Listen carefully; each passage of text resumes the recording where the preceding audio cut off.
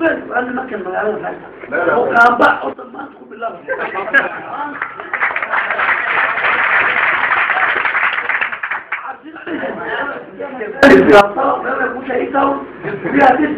لكن الجني wewe jaribu kuleta waita هو بيه وخباينه tunangojea siku ya kufa mara bridge kibuto principal hata bridge hamanda number 2 tarehe 15 January tarehe 16 وعبلامه registration ukuta nataka wewe upange hawa vijana tano kwa kila police station matatu au wadad ina garanay wanasema awali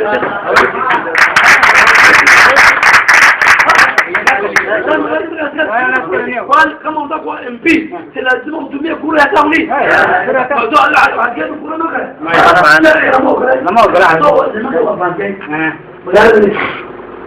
wanataka vijana tano asubuhi jioni chakula mtatoa hata mkiona hiyo gari nitaambia huyo OCPD akuja waleteni askari ilika facility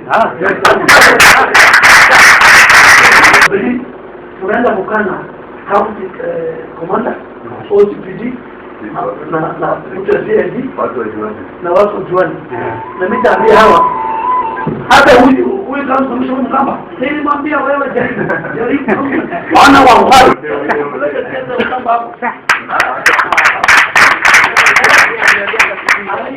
Kemarin kerana hadin nak untuk so detail. Jangan lama orang. Harus ada ahli kebenaran. Mungkin Arab, mujibannya words pada. Lepas, jadi every police station, kaman state macam berjalan. Kaman MTS can put in and was clear where it is. MTS was headquarters and took off. This evening, he has been recalled back to tell the country what he knows. It was very, very, very shameful for a leader who at one time was a deputy speaker to come with the media, address the media outside the CID headquarters, and doesn't have the courtesy to enter the CID and record a statement. So I've asked the CID, including myself, I have given my alibi, I have given all the audio of all the meetings that I have conducted in my constituency. I have given the leadership of all those meetings, and they will come and record statements to verify my position. But above all, I want to tell my competitors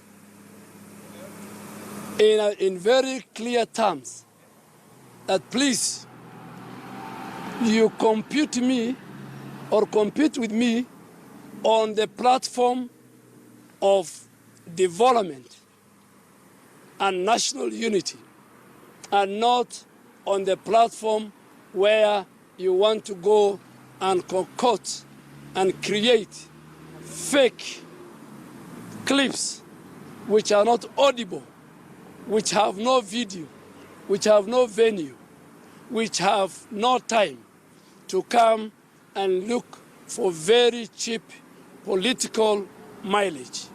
I stand with the president, I stand with the national security organs, that anybody, including Honorable Dhalay, who, when provided with evidence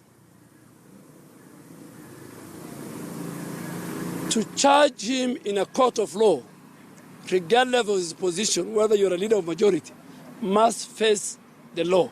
And that's why I took the opportunity myself this afternoon to walk to the CID and record a complaint for investigation into the clip which is going around in social media. That's my statement. If you have any question, I'll answer. And that's very clear.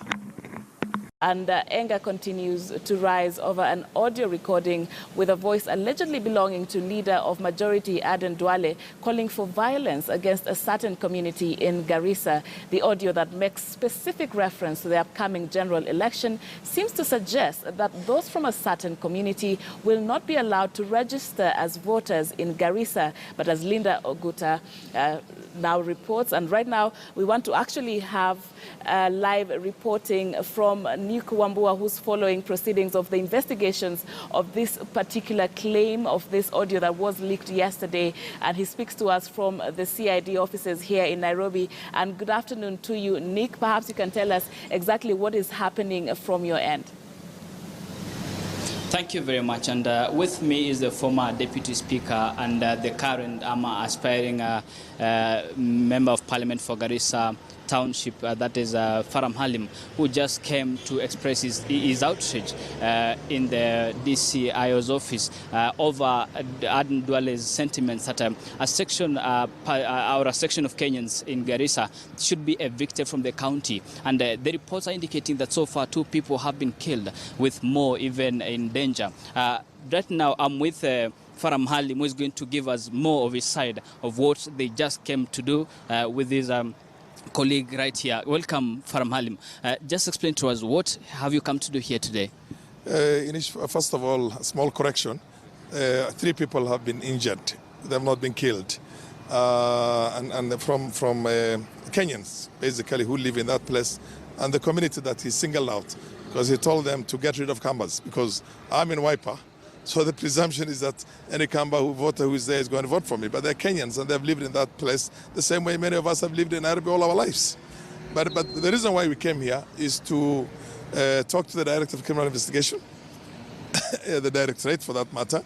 Ndegwa Mohoro is busy somewhere else doing public work. But we had an opportunity to sit with his deputy, Joseph Ashimala.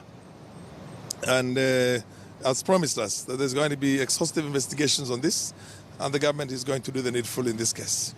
Because he not only threatened Kenyans, but he also threatened us and instructed that he wants these youths, some youths, to make sure that every time, about 50 he said in number, whom he's going to pay on a permanent basis. That whenever we have a rally there and whenever we're meeting the people, whenever we're campaigning, they're supposed to come and cause mayhem there, cause violence, to make it impossible for us to campaign among Kenyans in Garissa Township. And so what basically is we are faced with now is a situation that is so dire that we do not want a repeat of 2007, 2008. And the government has to stamp its authority on all Kenyans who think they can win elections through violence. And we have said before, and I'll reiterate it again now, there has to be an equal application of the law, not selective application. If Moses Kuria, Junet, Mudama, Ngunjiri spent all those days in Pangani, in the most ordinary and difficult condition that one can jail be put in remand, which is what all Kenyans go through, I don't see why the government cannot do that to anybody else, regardless of how high and mighty that person is. So we expect the president to walk the talk. President Uhuru Kenyatta should walk the talk in this run-up to the elections.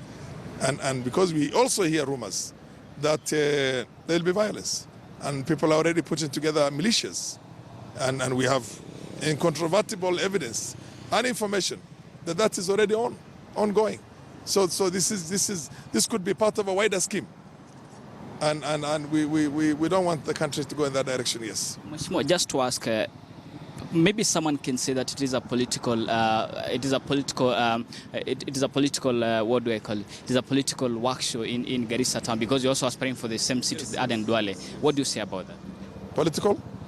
It is a political showdown between you and Adan Dhalay. No.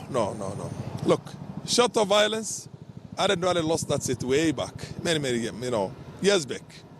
And everybody knows that he did not even win it last time. I mean, it's going to be a massive difference. I mean, it's going to be, there's no contest. It's going to be a landslide. So that's why we are saying we don't want violence.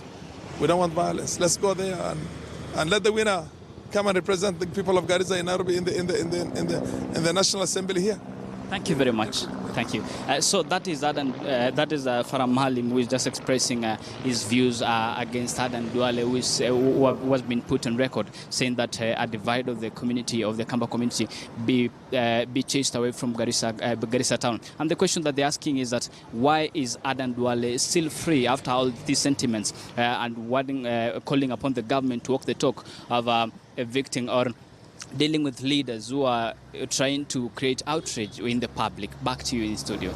All right, many thanks, Nicholas Wambua there, just following that allegation that has continued to really bring out a lot of uproar from Kenyans. You can see your feedback on social media regarding that, and a call to responsibilities from the leader. Of course, it's still under investigations to ascertain that that indeed was the voice of Majority Leader Adan Dhalay. And right now we want